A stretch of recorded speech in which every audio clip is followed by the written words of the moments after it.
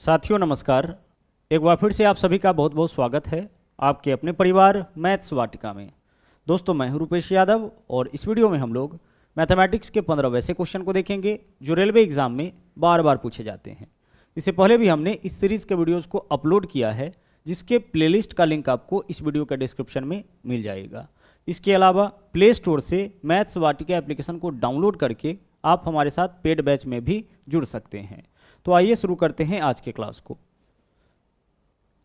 देखिएगा पहला क्वेश्चन आपके सामने है जो कि अलजेब्रा से है। मोस्ट इंपॉर्टेंट क्वेश्चन है, ध्यान से पूरे क्वेश्चन के कॉन्सेप्ट को समझिएगा। यहाँ पे दे रखा है a-3 का होल स्क्वायर प्लस b-4 का होल स्क्वायर प्लस c-9 का होल स्क्वायर बराबर 0 और इसके बेसिस पर हमें बताना है root under a plus b plus c का मान क्या होगा। हम इसका मान तभी निकाल पाएंगे जब a b c का मान हम अलग अलग निकाल पाए।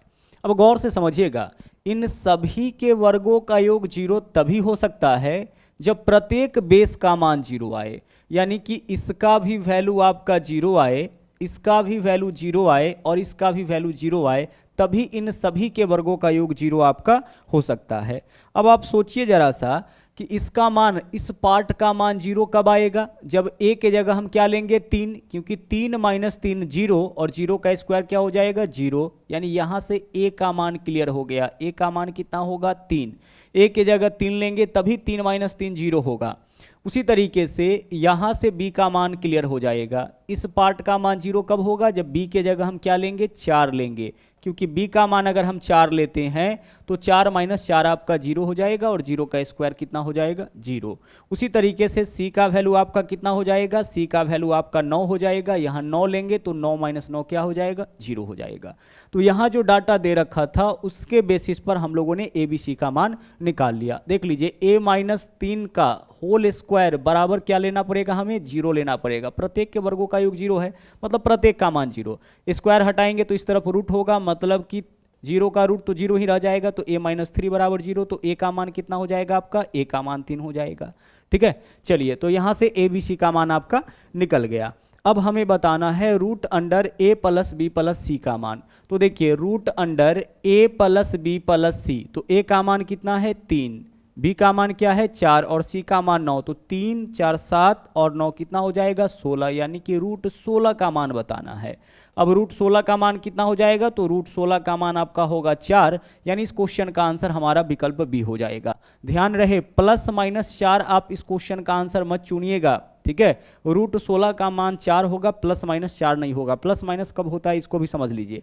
जैसे अगर हम आपसे कहें कि एक्स स्क्वायर का वैल्यू 16 है, ठीक है, एक्स स्क्वायर का वैल्यू 16 है, तो अब एक्स का मान क्या होगा, तो स्क्वायर हटाते हैं तो इस तरफ रूट करते हैं, तो इस केस में इसका मान क्या हो जाएगा आपका, इस केस में इसका मान प्लस माइनस 4 हो जाएगा। कब, जब स्क्वायर हटा करके हम लोग रूट लगाएंगे, लेकिन सीधे रूट लगा रहे उस केस में वैल्यू प्लस माइनस नहीं होता है। एक्स स्क्वायर का मान यहां पे देख लीजिए प्लस माइनस इसलिए होगा क्योंकि -4 का भी आप स्क्वायर करिएगा तो प्लस 16 हो जाएगा, और +4 का भी स्क्वायर करिएगा फिर भी आपका प्लस 16 हो जाएगा। तो इस केस में वैल्यू आपका प्लस माइनस निकलता है, जबकि सीधे रूट लगा रहे उस केस में वैल्यू आपका केवल पॉजिटिव फॉर्म में निकलता है। तो इस क्वेश्चन का आपका आंसर क्या हो जाएगा, विकल्प बी आपका आंसर हो जाएगा। बढ़ते हैं अगले क्वेश्चन में। अगला क्वेश्चन देखिएगा, यह भी आपका मोस्ट इंपॉर्टेंट क्वेश्चन है, ध्यान से समझिएगा। फॉर्मूला क्या है, a cube plus B cube, अलग से इसको समझ लीजिए पहले, a cube plus B cube plus C cube minus 3abc, ठीक है। इतना बराबर हम लोग क्या लिख सकते हैं, इतना बराबर हम लोग 0 लिख सकते हैं। इतना बराबर 0 कब लिखेंगे, अगर a plus b plus c बराबर 0 हो। मोस्ट इंपॉर्टेंट यह फॉर्मूला है, ध्यान से समझिएगा। अगर a plus b plus c बराबर 0 हो उस केस में हम लोग लिख सकते हैं a cube plus B cube plus C cube minus 3abc बराबर 0, यानी ऐसा रहने पर इतना हो सकता है या फिर इतना रहने पर यह हो सकता है, ठीक है। चलिए इतना आपका क्लियर हो रहा होगा। अगर a प्लस बी प्लस सी का मान 0 है, इसका सीधा सा मतलब है कि a cube plus B cube plus C cube minus 3abc का मान भी 0 होगा। और अगर a cube plus B cube plus C cube minus 3abc बराबर 0 दे रखा है, इसका सीधा सा मतलब है कि a plus b plus c बराबर क्या होगा 0 होगा। अब गौर से यहां पे देखिएगा, इस क्वेश्चन को हमें यहां पे बताना है कि कौन सा ऑप्शन सही है। अगर इतना बराबर 0 है तो इसको हम लोग इस फॉर्मूला के फॉर्म में लाते हैं। a क्यूब को अपने जगह पे रहने दीजिए, ठीक है। अब आगे प्लस, यहाँ पे क्या होना चाहिए, प्लस होना चाहिए, लेकिन माइनस है, तो बाहर में प्लस कर दिए और अंदर में माइनस कर दिए, इससे मान में तो कोई अंतर नहीं आएगा। देख लीजिए माइनस बी का क्यूब, तो माइनस माइनस गुने प्लस, यहाँ पे फिर से माइनस आ जाएगा, प्लस आगे चलिए सी क्यूब, तो यहाँ पे आपका माइनस सी है तो माइनस सी अंदर कर दिए, सी क्यूब कर लिए, और आगे माइनस 3ab कर लिए, बराबर में आपका 0 है तो 0 कर दिए। इतना लिखा जा सकता है। देखिएगा जरा सा, हम इसको क्या इस फॉर्म में लिख सकते हैं, ए का मान क्या है आपका, ए है, लेकिन बी का मान माइनस बी है, ध्यान रखिए, बी का मान माइनस बी और सी का मान माइनस सी। अब आगे 3abc, चलिए 3 गुने ए और बी का मान माइनस बी, सी का मान माइनस सी, तो माइनस गुने माइनस प्लस, यानी कि फिर से इतना ही आ जाएगा, माइनस का 3abc ही आ जाएगा। अब इतना बराबर अगर 0 है तो इसमें देख लीजिए इतना बराबर 0 कब होगा, जब a plus b plus c बराबर 0 होगा। तो a के जगह a, b के जगह क्या है आपका माइनस बी, और c के जगह क्या है minus c, a plus b plus c बराबर भी क्या होगा, 0 होगा। देखिए a cube plus B cube plus C cube minus 3abc बराबर 0 कब होता है, जब a plus b plus c बराबर 0 होगा। तो a का मान इतना, b का मान माइनस बी और c का मान minus c, a plus b plus c, यानी a minus b minus c बराबर क्या हो जाएगा, 0। तो यहाँ से a बराबर देख लीजिए वैल्यू क्या होगा, माइनस बी माइनस सी बराबर के उस तरफ ले जाएंगे तो प्लस का b और प्लस का c हो जाएगा। तो a बराबर हो जाएगा आपका b प्लस सी, यानी कि विकल्प डी जो है वह आपका इस क्वेश्चन का सही आंसर हो जाएगा। चलिए बढ़ते हैं अगले क्वेश्चन में। अगला क्वेश्चन देखिए क्या है, बोला है यदि किसी त्रिभुज का परिमाप 28 है और इसकी अंतः त्रिज्या यानी त्रिभुज के भीतर बने त्रिज्या 3.5 है तो इसका क्षेत्रफल क्या होगा। गौर से देखिएगा क्वेश्चन में क्या दे रखा है। जैसे यह हमारा कोई त्रिभुज है, ठीक है, और इस त्रिभुज के भीतर में कोई वृत्त बना रखा है, भीतर में जो वृत्त बनेगा इसी को हम लोग क्या बोलते हैं, अंतःवृत्त बोलते हैं। और इस अंतःवृत्त की त्रिज्या 3.5, इसका जो मान है ना यह आपका दे रखा है 3.5। अंतःवृत्त की त्रिज्या को स्मॉल आर से दर्शाते हैं और इसके बेसिस पर हमसे इसका क्षेत्रफल यानी किसका क्षेत्रफल पूछा है, त्रिभुज का क्षेत्रफल पूछा है। त्रिभुज के भीतर बने वृत्त की त्रिज्या दे रखा है और हम लोगों से त्रिभुज का क्षेत्रफल पूछा है। कैसे निकालेंगे, गौर से समझिएगा। देखिए किसी भी त्रिभुज के भीतर बने वृत्त की त्रिज्या अगर हम स्मॉल आर से दर्शाते हैं तो किसी भी त्रिभुज के भीतर बने वृत्त की त्रिज्या होता है डेल्टा बाई एस। इस फॉर्मूला को आप ध्यान रखिएगा। किसी भी त्रिभुज के भीतर में अगर कोई वृत्त बन रहा है तो उसका त्रिज्या क्या होगा, डेल्टा बाई एस। डेल्टा कहने का मतलब होता है उस त्रिभुज का क्षेत्रफल और एस कहने का मतलब क्या होता है आपका, एस कहने का मतलब होता है अर्ध परिमाप, सेमी पेरीमीटर। अर्ध परिमाप को हम लोग किससे दर्शाते हैं, एस से, यानी परिमाप का आधा। अब आप इस क्वेश्चन को सोल्व करिए। अंतःवृत्त की त्रिज्या कितना दे रखा है क्वेश्चन में, 3.5। ठीक है, चलिए आगे बढ़ते हैं।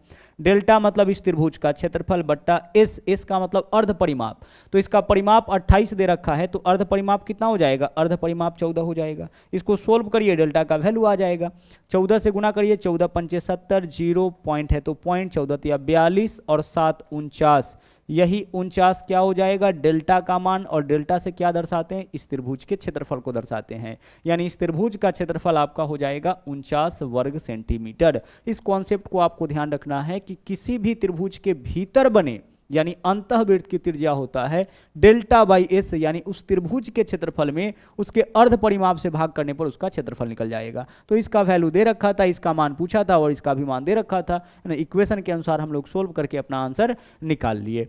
बढ़ते हैं अगले क्वेश्चन में। अगला क्वेश्चन देखिएगा, यह क्वेश्चन आपका अलजेब्रिक फॉर्म में दे रखा है। गौर से देखिए, पूरे क्वेश्चन में आपको 2 ही न्यूमेरिकल मिलेगा, एक 2.697 और एक 0.498। पूरे क्वेश्चन में इसके अलावा और कुछ नहीं है। तो इसमें से हम क्या करेंगे कि एक को मानेंगे ए, ठीक है, इस वाले को हम क्या मान लिए, इसको हम मान लिए ए, और जो दूसरा है उसको मान लिए बी। अब गौर से देखिएगा, ए किसको माने हैं, ए माने हैं 2.697 को, और बी किसको माने हैं 0.498 को, क्योंकि इस पूरे क्वेश्चन में इस दोनों के अलावा और कुछ नहीं है। तो इसमें से एक को माने ए और दूसरा को माने बी। अब फॉर्मूला देखिए क्या है, a माइनस बी के होल स्क्वायर में a प्लस बी के होल स्क्वायर को जोड़ना है। तो a माइनस बी के होल स्क्वायर में जब a प्लस बी के होल स्क्वायर को जोड़ेंगे तो यह क्या हो जाता है आपका 2 × a square plus b square हो जाता है। गौर से देखिएगा क्या है, a माइनस बी के होल स्क्वायर में अगर हम a प्लस बी के होल स्क्वायर को जोड़े तो क्या बचेगा हमारे पास 2 × a square plus b square बट्टा, देख लीजिए इसको a माने हैं तो a गुने a क्या हो जाएगा, a स्क्वायर हो जाएगा, प्लस है तो प्लस, आगे चलिए इसको क्या माने थे b, तो b गुना b क्या हो जाएगा, बी स्क्वायर हो जाएगा। अब आप इसको सोल्व करिए, ऊपर नीचे देख लीजिए वैल्यू सेम आया, इससे यह कैंसिल हो गया, केवल 2 बचा, यानी इस क्वेश्चन का आपका आंसर क्या हो जाएगा, 2 हो जाएगा। फॉर्मूला क्या था आपका यहाँ पे, a माइनस बी के होल स्क्वायर में अगर हम a प्लस बी के होल स्क्वायर को जोड़ेंगे तो क्या बचेगा हमारे पास, 2 इंटू ए स्क्वायर प्लस बी स्क्वायर, यानी 2 गुने इसका स्क्वायर प्लस इसका स्क्वायर बचेगा, और यही चीज नीचे है, यह दोनों कैंसिल आउट होगा, हमारा आंसर क्या हो जाएगा, 2 हो जाएगा। चलिए बढ़ते हैं अगले क्वेश्चन में। अगला क्वेश्चन देखिएगा, यह सीरीज आपका देखिए 1 से बढ़ते हुए कहां तक गया है, 1 से बढ़ते हुए गया है 50 तक और फिर घटते हुए 1 तक आया है। तो ऐसे सीरीज का योग निकालने के लिए हम लोग क्या करते हैं कि जो सबसे बड़ा संख्या आपको दिख रहा है केवल आप उसी का स्क्वायर कर लीजिए, आंसर आपका आ जाएगा। तो सबसे बड़ा संख्या इसमें 50 है, 50 का स्क्वायर कितना हो जाएगा, 2500, यही आपका इस क्वेश्चन का आंसर हो जाएगा। जब सीरीज 1 से बढ़ते हुए n तक जाए और n से घटते हुए 1 तक आए तो ऐसे पूरे सीरीज का योग होगा आपका n स्क्वायर। जैसे सीरीज अगर 1 से बढ़ता हुआ 100 तक जाए और फिर घटता हुआ 1 तक आए तो इस पूरे सीरीज का योग क्या हो जाएगा आपका, 100 का स्क्वायर हो जाएगा। बस, और कुछ आपको इस क्वेश्चन में नहीं करना है। अगला क्वेश्चन देखिएगा, यह क्वेश्चन आपका पाई चार्ट से है, और पाई चार्ट का जो डाटा होता है ना वह प्रतिशत के रूप में भी देता है और डिग्री के रूप में भी। प्रतिशत के रूप में देगा तो टोटल मिलाकर के 100% होगा, क्योंकि 100% का मतलब टोटल होता है, और अगर डिग्री के फॉर्म में दिया तो चूंकि सर्किल बन रहा है इसलिए पूरा मिला के 360 डिग्री होगा। तो कई बार क्वेश्चन क्या होता है कि प्रतिशत के रूप में देगा मान और डिग्री में पूछ देगा, और कई बार क्या करता है कि डिग्री में मान दिया रहता है और आपसे प्रतिशत में मान पूछा जाता है। तो हम लोग क्या करते हैं कि अगर मान प्रतिशत के रूप में रहे, ठीक है, प्रतिशत के रूप में रहे, तो इसमें अगर आप गुना कर देते हैं ना 18/5 से, तो मान आपका किस फॉर्म में कन्वर्ट हो जाएगा, डिग्री के फॉर्म में कन्वर्ट हो जाएगा। और अगर मान डिग्री के फॉर्म में ही है तो आप इसमें 5/18 से गुना कर देते हैं तो मान आपका किस में कन्वर्ट हो जाएगा, प्रतिशत में कन्वर्ट हो जाएगा। यह डायरेक्ट ट्रिक है, ठीक है। 18/5 और 5/18 यह न्यूमेरिकल आप टाइम एंड डिस्टेंस में भी यूज करते हैं, किलोमीटर प्रति घंटा से मीटर पर सेकेंड और मीटर पर सेकेंड से किलोमीटर प्रति घंटा। और वहां पे भी हमने आपको बताया था कि बड़का में जाना तो बड़के से गुना और छोटका में जाना होगा तो छोटके से गुना। तो डिग्री बड़ा वैल्यू है क्योंकि डिग्री में 360 डिग्री टोटल होता है और परसेंटेज में 100% टोटल होता है, तो तुलनात्मक रूप से डिग्री बड़ा वैल्यू, परसेंटेज छोटा वैल्यू। तो बड़का में जाना होगा यानी डिग्री में तो 18/5 से, और छोटका में यानी कि परसेंटेज में जाना होगा तो 5/18 से गुना। जैसे किसी का भी अगर हमसे यह पूछा जाए कि विज्ञापन परिव्यय का मान आप बताइए कि डिग्री में कितना होगा, तो हम 18% को डिग्री में बदलना चाहते हैं तो कितना से गुना कर देंगे, हम 18/5 से गुना कर देंगे। जैसे ही 18/5 से गुना करेंगे यह जो है वह किस फॉर्म में कन्वर्ट हो जाएगा, डिग्री के फॉर्म में कन्वर्ट हो जाएगा। अब आते हैं क्वेश्चन में। क्वेश्चन क्या पूछ रखा है यहाँ पे, क्वेश्चन यहाँ पे है कि जिल्द परिव्यय, ठीक है, जिल्द परिव्यय और विज्ञापन परिव्यय के तिर्यखंडों के केंद्रीय कोण का अंतर। देखिए किसका किसका अंतर पूछा है, जिल्द परिव्यय और विज्ञापन। तो जिल्द परिव्यय देख लीजिए कितना है आपका 18% और विज्ञापन भी कितना है 18%। परसेंटेज में दोनों में अंतर निकालिए कितना का, दोनों में अंतर पूछा है ना, परसेंटेज में दोनों में अंतर कितना का है, 0% का है। अब देख लीजिए 0% आ गया, इसको तो आप डिग्री में भी कन्वर्ट करिएगा तो 0 ही रहेगा, लेकिन इसके अलावा अगर कोई दूसरा वैल्यू आता तो डिग्री के प्रतिशत के फॉर्म में हम अंतर निकाल लेते और उसके बाद डिग्री में कन्वर्ट कर लेते, कितना से गुना करके 18/5 से गुना करके। लेकिन चूंकि यहाँ पे 0 ही है तो 0 में किसी भी संख्या से गुना करिएगा क्या हो जाएगा आपका, 0 हो जाएगा। क्या पूछ रखा था फिर से देखिए, जिल्द परिव्यय और विज्ञापन परिव्यय के तिर्यखंडों के केंद्रीय कोण का अंतर, मतलब दोनों का कोण निकाल के अंतर निकालना है। तो हम अंतर निकाल के कोण निकाल देंगे, ठीक है, अंतर निकाल के हम क्या करेंगे, दोनों का कोण निकाल देंगे। तो अंतर निकाले तो 0 आया, यानी आंसर हमारा 0 ही रह जाएगा। अगर मान लीजिए कि हमसे इस दोनों में अंतर पूछता, ठीक है, इस दोनों में विज्ञापन परिव्यय और रॉयल्टी में, तो हम क्या करते, 18 और 15 में अंतर कितना परसेंट का, 3% का। अब कोण में बदलना है तो कितना से गुना कर देंगे, 18/5 से गुना कर देंगे, यही हमारा क्या होगा, इस क्वेश्चन का आंसर हो जाएगा। ओके, चलिए बढ़ते हैं अगले क्वेश्चन में। अगला क्वेश्चन देखिएगा क्या है, बोला है समलंब आकार के एक क्षेत्र का क्षेत्रफल 1440 वर्ग मीटर है, समानांतर भुजाओं के बीच की दूरी 24 मीटर है, समानांतर भुजाओं में अनुपात 5:3 का है, तो बड़ी समानांतर भुजा की लंबाई क्या होगी। देखिए जो समलंब चतुर्भुज होता है ना वह कुछ इस तरीके का होता है, देखिएगा समलंब चतुर्भुज में क्या होता है कि दो भुजा समानांतर होता है और दो भुजा असमानांतर। गौर से देखिएगा तो पता चल जाएगा आपका कि यह दोनों भुजा जो है, एक भुजा हम ए लेते हैं और दूसरा भुजा बी, यह दोनों भुजा क्या है, समानांतर। समानांतर कहने का मतलब इन दोनों भुजाओं के बीच का दूरी कहीं से भी आप मापिएगा तो समान होगा। बट दो भुजा असमानांतर, इन भुजाओं के बीच की दूरी यहाँ कम है, जितना नीचे बढ़ते जाइएगा क्या होगा, ज़्यादा होता जाता है। और इसके बीच का जो दूरी होता है, इसको हम लंबवत दूरी होता है, इसको हम लोग ऊंचाई बोलते हैं, यानी इसको हम लोग एच से दर्शाते हैं। ठीक है। अब समलंब चतुर्भुज का जो क्षेत्रफल होता है, गौर से देखिएगा, समलंब चतुर्भुज का जो क्षेत्रफल होता है, समलंब चतुर्भुज का क्षेत्रफल क्या होता है, इसका क्षेत्रफल होता है आपका 1/2 गुणे समानांतर भुजाओं का योग। तो समानांतर भुजा अगर यहाँ पे ए और बी लिए हैं तो a + b गुना ऊंचाई यानी कि h, यही आपका समलंब चतुर्भुज का क्षेत्रफल होता है। 1/2 गुणे समानांतर भुजाओं का योग गुना ऊंचाई। तो यहाँ देखिए समानांतर भुजाओं में अनुपात दे रखा है 5:3 का। तो समानांतर भुजा हम किससे दर्शाए हैं, ए और बी से। तो इसमें 5:3 का अनुपात दे रखा है समानांतर भुजाओं में। हम क्या करेंगे, हम दोनों में x लगा देंगे, क्योंकि ऐसा करने से इसके मान में कोई अंतर नहीं आता है। अगर डाटा अनुपात के फॉर्म में है तो अनुपात का मतलब बट्टा, 5x/3x, x से x कट जाएगा, फिर से 5:3 ही रह जाएगा। तो अनुपात के फॉर्म में रहने पर हम क्या करेंगे, दोनों में बट्टा लगा देंगे। अब सोल्व करिए। क्षेत्रफल कितना दे रखा है, 1440। तो क्षेत्रफल के जगह क्षेत्रफल रख दीजिए, 1440 बराबर 1/2 गुना क्या है आपका a + b। तो 5x और 3x कितना हो जाएगा, 8x। समानांतर भुजाओं का योग, तो 5x और 3x 8x गुना ऊंचाई। ऊंचाई कितना दे रखा है, तो बोला है कि भुजाओं के बीच की लंबवत दूरी, लंबवत दूरी का मतलब ऊंचाई ही होता है, भुजाओं के बीच की लंबवत दूरी यानी कि ऊंचाई 24 दे रखा है। अब इसको सोल्व करिए, इससे आपका x का मान निकल जाएगा। अगर हम काटे तो 2 से काटेंगे तो कितना हो जाएगा, ये आपका 12 हो जाएगा, और 12 से काटेंगे तो 12 गुने 12 144 यानी कि 120 हो जाएगा, और 8 से काटेंगे तो 15 हो जाएगा। इधर क्या बचा है आपका 15 बराबर इधर क्या है x का वैल्यू आपका आ गया 15। अब x का वैल्यू 15 आ गया, क्या पूछा है, बड़ी समानांतर भुजा की लंबाई। तो एक भुजा x के जगह 15 डालेंगे तो 15 पंचे 75, और दूसरा भुजा 15 तिया 45। बड़ी समानांतर भुजा का लंबाई तो 5x ही होगा ना, 5x यानी कि 75। तो आंसर हमारा इस क्वेश्चन का क्या होगा, विकल्प ए हो जाएगा।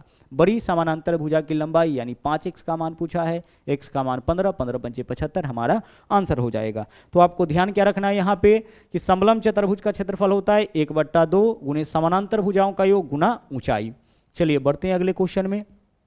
अगला देखिए नंबर 9 क्वेश्चन। यह क्वेश्चन आपका मोस्ट रिपीटेड क्वेश्चन है, लगभग हर सेट में इस तरह का क्वेश्चन 2018 के ग्रुप डी के एग्जाम में पूछा गया है। एक त्रिभुज के कोनों में 2, 7 और 11 का अनुपात। एक त्रिभुज के कोण में क्या अनुपात है, 2:7:11 का। तो हमें तीनों कोण का माप बताना है। अच्छा, हमें एक चीज भली भांति पता है कि त्रिभुज के तीनों कोनों का योग कितना होता है, 180। तो यहाँ पे तीनों कोनों का जो योग है उसको 180 करिए। अभी है 2, 7, 9 और 11 20। 20 को 180 बनाने के लिए कितना से गुना, 9 से गुना। 180 क्यों बना रहे हैं, क्योंकि त्रिभुज के तीनों कोनों का योग 180 होता है। तो 180 बनाने के लिए कितना से गुना करना पड़ेगा, 9 से। तो 9 से गुना करिएगा तो एक भुजा 9 दूना 18 डिग्री हो जाएगा, सॉरी एक कोण, दूसरा कोण 9 सते 63 डिग्री हो जाएगा, और तीसरा कोण 11 नमा 99 आपका डिग्री हो जाएगा।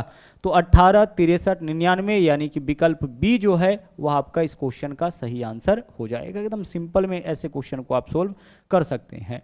अगला देखिए क्वेश्चन क्या है, बोला है यहाँ पे कि किसी वस्तु को बेचने पर एक आदमी को उसके विक्रय मूल्य के 25% के बराबर लाभ होता है। विक्रय मूल्य के 25% के बराबर, इसका मतलब यह हुआ कि अगर विक्रय मूल्य 100 रुपये है, ध्यान से समझिएगा, अगर विक्रय मूल्य 100 रुपये है तो लाभ कितना होता है, विक्रय मूल्य के 25% यानी 100 का 25% कितना हो जाएगा, 25। ध्यान से समझिएगा, क्या बोला है, किसी वस्तु को बेचने पर एक आदमी को उसके विक्रय मूल्य के 25% के बराबर। वैसे हम लोग जो प्रतिशत लाभ या प्रतिशत हानि कैलकुलेट करते हैं वह क्रय मूल्य के रिस्पेक्ट में कैलकुलेट करते हैं, बट यहाँ क्या बोला है, विक्रय मूल्य के 25%।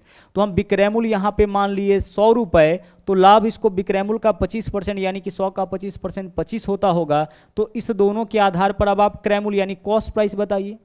तो 100 रुपये में बेचने पर 25 का लाभ कब होगा, जब वस्तु खरीदा जाएगा 75 में। अरे सीधी सी बात है कि 100 रुपये में 25 रुपये का लाभ हो गया, तो 100 रुपया में 25 रुपया लाभ कब होगा, जब वस्तु हम खरीदेंगे 75 में। अब आप यहाँ पे परसेंटेज लाभ बताइए, परसेंटेज लाभ क्या होता है। तो परसेंटेज लाभ निकालने का फॉर्मूला होता है लाभ, तो लाभ कितने का हो रहा है, 25 का, बट्टा में क्रैमूल या विक्रैमूल, सर बट्टा में हमेशा क्रैमूल आपको लिखना है, विक्रैमूल नहीं, हमेशा क्या लिखना है, क्रैमूल।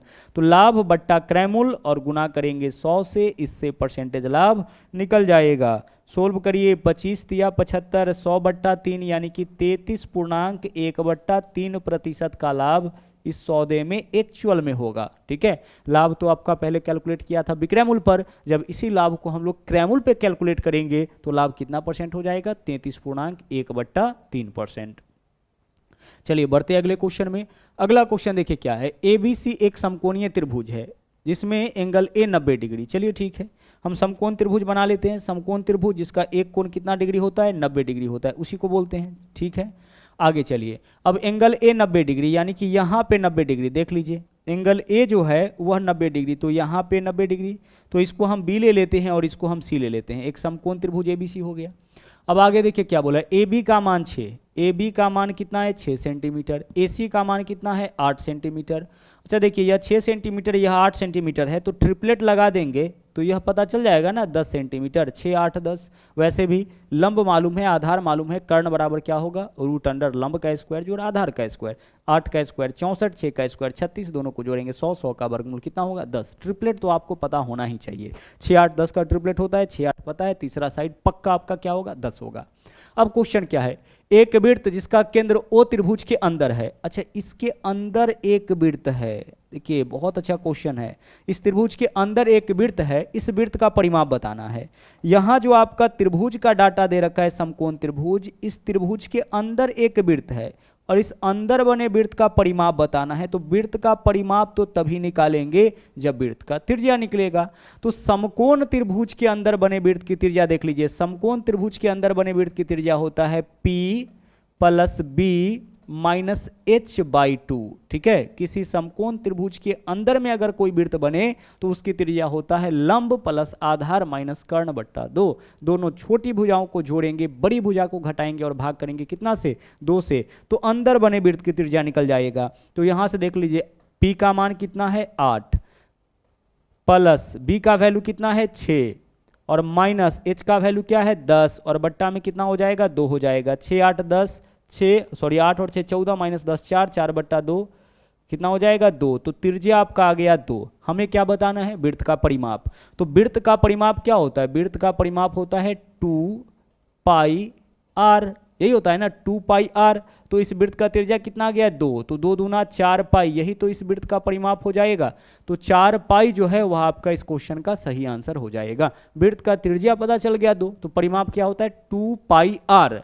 तो 2 गुने पाई गुने आर, आर के जगह 2, 2π गुना 2 यानी कि 4π, यही इस वृत्त का परिमाप हो जाएगा। जब वृत्त का त्रिज्या पता चल गया है तो फिर उसका हम क्षेत्रफल भी निकाल सकते हैं, परिमाप भी निकालते हैं, सब कुछ तो आर की मदद से ही निकलता है। और अगर किसी समकोण त्रिभुज के बाहर में, जैसे देख लीजिए यहाँ पे कोई सर्किल है और यह जो सर्किल है वह समकोण त्रिभुज के बाहर में है। ठीक है, समकोण त्रिभुज के बाहर में, इसको परिवृत्त बोलेंगे। तो समकोण त्रिभुज के बाहर में बने वृत्त की त्रिज्या, इसको कैपिटल आर से दर्शाएंगे। अगर समकोण त्रिभुज के बाहर बने वृत्त की त्रिज्या निकालना होगा तो यह हो जाता है आपका h/2 यानी कर्ण का आधा। इन दोनों फॉर्मूला को आप याद रखिएगा। समकोण त्रिभुज के भीतर बने वृत्त की त्रिज्या क्या होता है, P + B - h/2 होता है, और समकोण त्रिभुज के बाहर बने वृत्त की त्रिज्या क्या होता है, h/2 होता है। और सेम क्वेश्चन इससे पहले हम लोग देखे थे, अगर कोई भी त्रिभुज हो, हमें यह नहीं पता हो कि त्रिभुज कौन सा है, कोई भी त्रिभुज हो उसके अंतःवृत्त की त्रिज्या δ/s होता है और बाहर बने वृत्त की त्रिज्या ABC/4 गुने डेल्टा होता है। ओके, चलिए इन चीजों को भी हमने मेंसुरेशन के अंदर पढ़ा रखा है। अगला देख लीजिए, अगला क्वेश्चन आपका ट्रिग्नोमेट्री से है। देखिए क्या है, tan गुने tan का वैल्यू 1 दे रखा है। तो tan और tan का गुणनफल 1 तभी होता है जब इसके एंगल का सम 90 डिग्री हो। जैसे देखिएगा tan 30 डिग्री में tan कितना डिग्री से गुना करे कि 1 आ जाए, तो आप tan 60 डिग्री से गुना करके देख लीजिए 1 आ जाएगा। tan 30 का मान 1/√3, tan 60 का मान √3, √3 से 3 है ना, √3 से √3 कैंसिल हो गया, कितना आ गया 1 आ गया। तो आपने क्या देखा कि tan और tan का गुणनफल 1 कब होता है, जब इसके एंगल का सम 90 डिग्री हो। तो उसी तरह से यहाँ पे देखिए tan गुना tan 1 है, इसका मतलब कि इसके एंगल और इसके एंगल का सम 90 डिग्री, तो 2θ + 4θ कितना हो जाएगा 6θ। इसके एंगल का सम यही होगा ना, और यह किसके बराबर होगा 90 डिग्री के बराबर होगा, तभी इसका मान 1 होता है। तो 6 थीटा का वैल्यू 90, तो 6 से काटिए, 15 छक्के 90 यानी थीटा का वैल्यू 15 डिग्री। तो थीटा का वैल्यू अगर 15 डिग्री है तो tan 3 थीटा का वैल्यू क्या होगा, तो tan 3 गुने थीटा, थीटा का मान 15, तो 3 गुने 15 कितना हो जाएगा 45, और tan 45 का मान कितना हो जाएगा आपका 1। तो क्वेश्चन जो है आपका, इसका आंसर आपका विकल्प सी हो जाएगा। थीटा का मान 15, तो tan 3 थीटा यानी 3 गुने 15, tan 45 का मान पूछा है, tan 45 का मान कितना होगा 1। यहाँ पे क्या आपको समझना है कि tan और tan का गुणनफल 1 तभी होता है जब इसके एंगल का सम 90 हो। इसके अलावा cot और cot का गुणनफल 1 तभी होता है जब इसके एंगल का सम 90 हो। तो tan और cot सेम प्रजाति का है, tan और tan का गुणनफल 1 तभी होगा जब इसके एंगल का सम 90, और cot का गुणनफल 1 तभी होगा जब इसके एंगल का सम 90 हो। आगे चलिए, यहां पे देखिए, यहां पे क्वेश्चन है आपका, यह भी ट्रिग्नोमेट्री से है।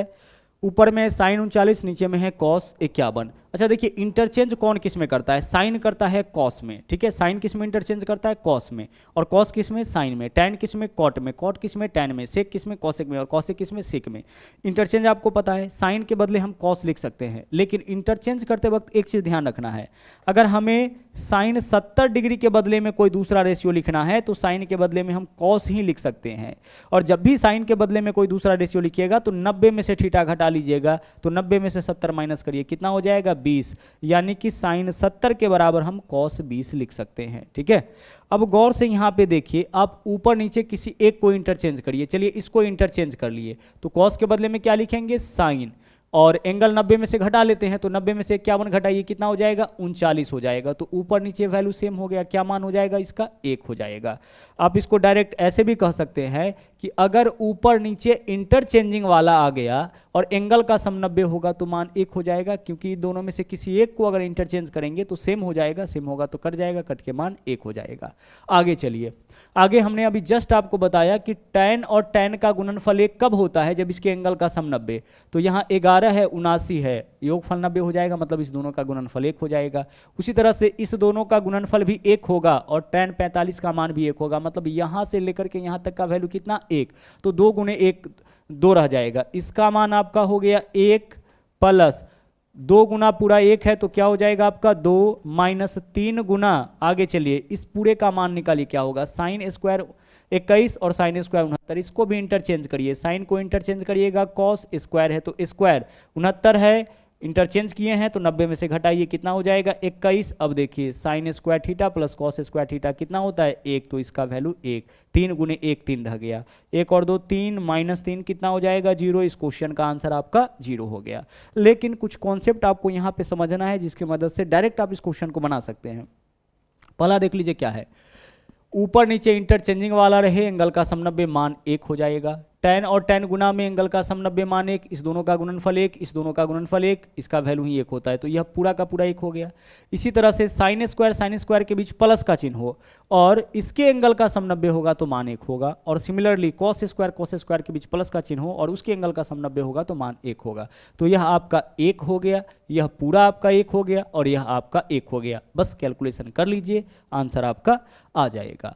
अगला क्वेश्चन देखिए, यह भी क्वेश्चन है जो मोस्ट रिपीटेड क्वेश्चन है, सीरीज के फॉर्म में है। तो जब भी क्वेश्चन इस तरीके से, ऐसा क्वेश्चन आपका साइन और कॉस के फॉर्म में रहता है, ठीक है, सोल्व करने का तरीका है कि आप टोटल टर्म काउंट करिए, जैसे 1 2 3 डॉट डॉट डॉट 89 तक है, तो टर्म कैसे काउंट करेंगे, टोटल टर्म आप चाहे जिस किसी मेथड से काउंट करिए, टोटल टर्म काउंट करने के बाद बस उसको आधा कर दीजिएगा, यही आपका आंसर हो जाएगा। ठीक है, ऐसे क्वेश्चन का आंसर क्या होता है, टोटल आप टर्म काउंट करिए और टर्म काउंट करने के बाद उसको आधा कर लीजिए।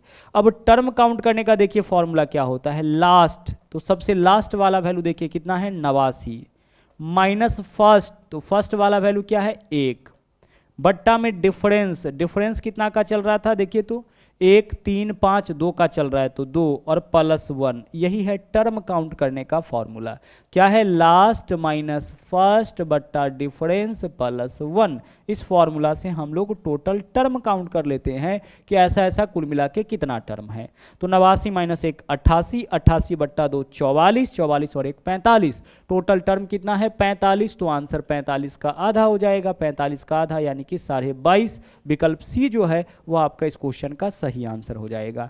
हम क्या करेंगे, सीधे टर्म काउंट करेंगे। टर्म काउंट करने का तरीका लास्ट, तो लास्ट वैल्यू है 89 माइनस फर्स्ट वैल्यू 1 है, बटा डिफरेंस 1 के बाद 3, 3 के बाद 5, 2 का प्लस 1 करिए। 89 माइनस 1 88 बट्टा 2 44 और 1 45, इनका वैल्यू 45 आया। 45 का बस आधा कर लीजिए, आंसर आपका आ जाएगा। बढ़िए अगले क्वेश्चन में। अगला क्वेश्चन देखिए क्या है, बोला है एक बाह्य बिंदु से एक वृत्त पर एक स्पर्श रेखा खींचा गया है। यदि इस स्पर्श रेखा की लंबाई 8 सेंटीमीटर, वृत्त की त्रिज्या 6 सेंटीमीटर, तो उस बाह्य बिंदु से वृत्त के केंद्र की दूरी कितनी होगी। जैसे देखिएगा यहाँ पे क्या है, यह आपका एक सर्कल है, ठीक है। चलिए इस तरीके से काम नहीं चलेगा, हम बना लेते हैं। यह हमारा एक सर्कल हो गया, ठीक है। आगे देखिए, अब वृत्त के बाहर कोई बिंदु है, यह केंद्र बिंदु मान लेते हैं, और यहाँ पे कोई बिंदु है। इस बिंदु से ना इस वृत्त के ऊपर एक स्पर्श रेखा इस तरीके से खींचा गया।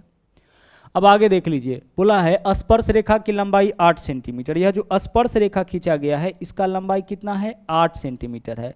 स्पर्श रेखा किसको बोलते हैं, वृत्त को जो बाहर से स्पर्श करता है उसको हम लोग स्पर्श रेखा कहते हैं। वैसी रेखा जो वृत्त को बाहर से स्पर्श करे, ठीक है। आगे चलिए, अगर हम इसको मिला दे तो केंद्र बिंदु से परिधि क्या हो जाएगा, त्रिज्या हो जाएगा। देख लीजिए, केंद्र बिंदु से परिधि त्रिज्या हो जाएगा, और त्रिज्या कितना दे रखा है, त्रिज्या आपका दे रखा है 6। आगे चलिए, एक जो इसमें थ्योरी है उसी को आपको समझना है, और उसी की हेल्प से यह क्वेश्चन आपका सोल्व होगा।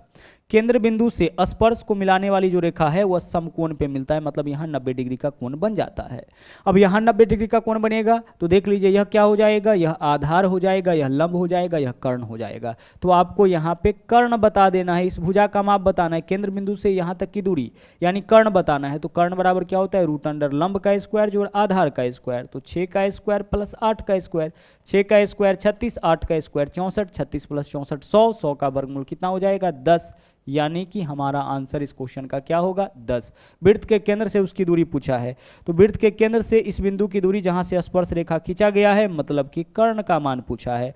त्रिज्या पूछ देता यानी कि लंब पूछा गया है, और स्पर्श रेखा की लंबाई पूछ दिया जाए यानी आधार पूछा है। तो तीनों में रिलेशन पता चल गया कि यह आपका कर्ण होगा, यह लंब होगा, यह आधार होगा। बाकी कोई भी 2 देकर के तीसरा आपसे पूछेगा तो आप या तो ट्रिपलेट लगा सकते हैं या फिर पाइथागोरस थ्योरम लगा सकते हैं। आगे चलिए, अगला देखिए क्या है, एस आर क्रमशः 8 सेंटीमीटर और 30 सेंटीमीटर त्रिज्या वाले वृत्त जिनके केंद्र में 13 सेंटीमीटर की दूरी है, उभयनिष्ठ अनुस्पर्श रेखा है। यदि बिंदु एस तथा आर क्रमशः संपर्क के बिंदु हो तो एस आर की लंबाई। अब इस क्वेश्चन को समझिएगा क्या है, ध्यान से देखिएगा। यह जो आपका क्वेश्चन है यहाँ पे क्या है, चलिए ठीक है, फिल कलर यहाँ पे ले लेते हैं। यह हमारा 2 सर्किल है, एक सर्कल जो है थोड़ा बड़ा है और दूसरा सर्कल जो है हमारा वह छोटा है, ठीक है। चलिए, ये एक सर्कल थोड़ा बड़ा है और दूसरा सर्कल यहाँ पे हम ले लिए, यह थोड़ा जो है आपका क्या है, यह थोड़ा सा आपका छोटा है, ठीक है। त्रिज्या से ही पता चल रहा है, एक बड़ा है और एक क्या है आपका छोटा है। ओके, चलिए देख लीजिए।